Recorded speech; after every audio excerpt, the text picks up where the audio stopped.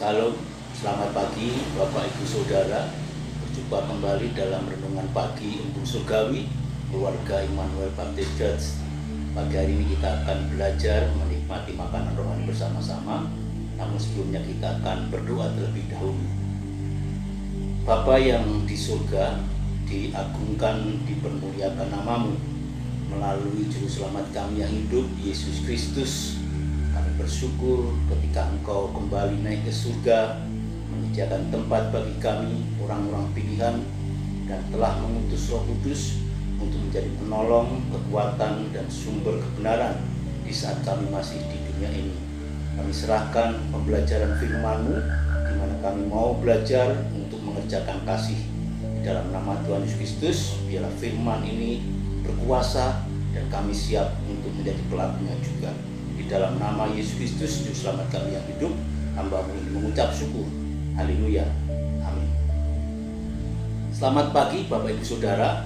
Kita akan belajar di dalam Yohanes 15 ayat 16 dan 17. Dan saya memberi judul untuk renungan pagi Embun Surgawi hari ini, yaitu saling mengasihi merupakan perintah Yesus Kristus. Demikian kesaksian Yohanes dalam Yohanes 15 ayat 16 sampai 17.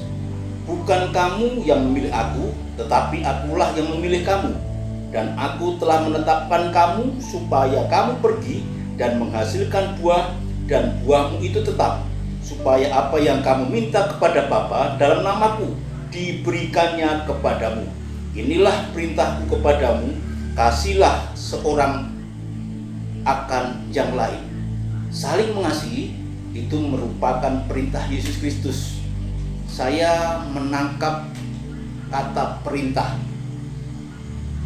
Kata perintah dikenakan bagi posisi seorang senior kepada juniornya, seorang guru kepada murid-muridnya, dari penguasa kepada bawahannya. Demikian pula perintah itu diberikan dari bos, ketua kepada pekerjanya, kepada anak buahnya. Dan sekarang ketika kita menjadi umat pilihan Yesus Kristus, kita punya perintah dari Yesus Kristus, yaitu saling mengasihi. Oleh karena itu Bapak Saudara, karena kita yakin bahwa kita punya Yesus Kristus yang adalah kasih, ya, berarti kita itu berasal dari Allah. Dalam 1 Yohanes 4 ayat 7. Sebab kasih itu berasal dari Allah, dan setiap orang yang mengasihi lahir dari Allah, mengenal Allah. Bagaimana kita tidak mau mengerjakan perintah Allah ketika kita sudah dikasih Allah, ketika kita sudah dipilih menjadi kepunyaan Allah? Kita adalah anak-anaknya, kita adalah hamba-hambanya. Meskinya perintah Allah itu harus kita kerjakan, tidak ada kata kompromi.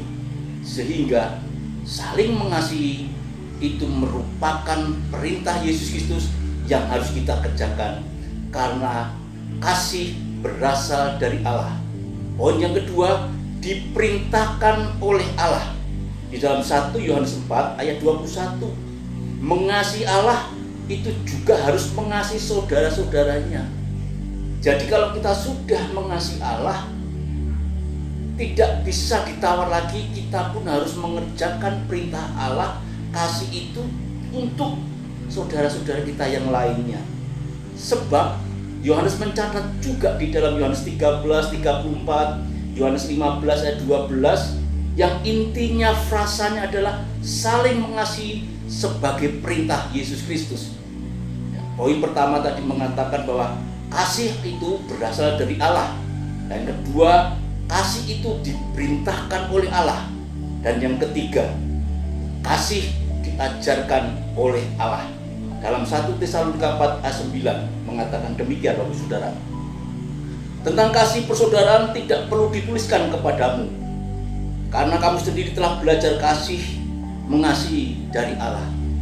Betapa kita bersyukur ketika kita mengakui, mengimani, dan mengerjakan kasih yang berasal dari Allah, di mana kasih itu diperintahkan sendiri oleh Allah melalui Yesus Kristus yang sudah mengorbankan nyawanya untuk kita.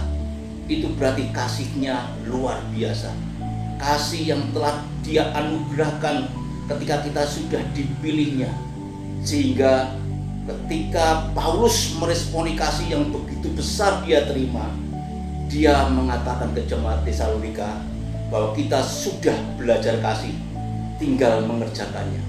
Bagaimana sekarang kita mau mengerjakannya, Bapak Ibu Saudara? Yang perlu kita implementasikan, yang perlu kita terapkan. Galatia 6:2 sudah membuktikan untuk kita bertolong-tolonganlah menanggung bebanmu. Berarti sebagai umat Kristen, umat yang sudah terpilih, kita bisa mengambil bagian untuk peka kepada orang lain, bertolong-tolong. Demikian pula Efesus 5 ayat 1-2. Jadilah penurut Allah seperti anak-anak yang kekasih, dan hidup dalam kasih sebagai Yesus Kristus yang telah mengasihi kita.